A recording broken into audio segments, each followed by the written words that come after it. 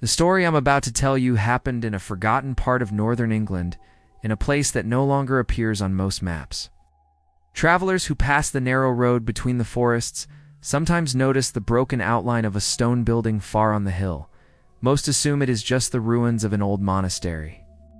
What they don't know is that the building once had a name, St. Marrow Abbey, and for decades, the people living in nearby villages whispered a warning.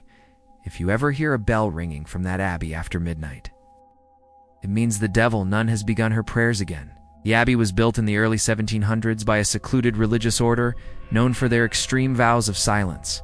Once a week, a silent figure in a gray habit would come to collect supplies. No one spoke. No one made eye contact. That changed when a young woman named Sister Althea arrived. She was Margaret Hale, a brilliant student who claimed she had experienced visions. When she arrived, villagers remembered seeing her face pale, but calm. Her eyes carrying an intensity that unsettled even the priests who escorted her. Within months, she was seen wandering the abbey courtyard late at night.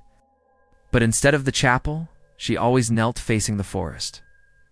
One winter night, a farmer heard chanting. It sounded like a prayer, but the words were wrong. It was a low, unnatural tone. Eventually, the priest decided to visit. The abbess explained that Althea spent hours alone in the underground prayer chambers, whispering to herself.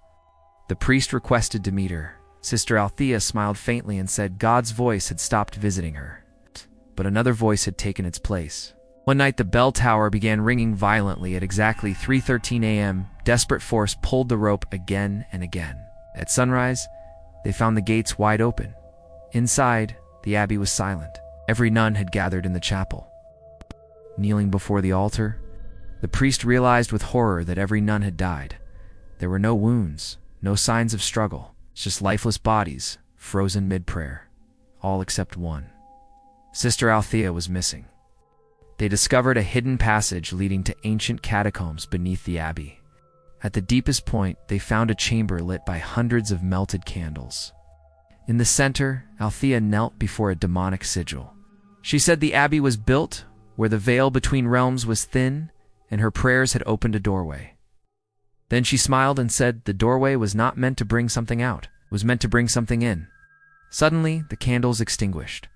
When their lanterns relit the room, Sister Althea was gone, vanished. The chamber was empty. St. Marrow Abbey was abandoned. Travelers still report hearing a bell ringing faintly around 3 a.m. or a lone nun near the gates. Dinner journal, historians found a final sentence. The doorway opens wider every time the bell rings. If you enjoy dark horror stories like this, subscribe to Hollow Eyes, because some legends are not just stories, they are warnings.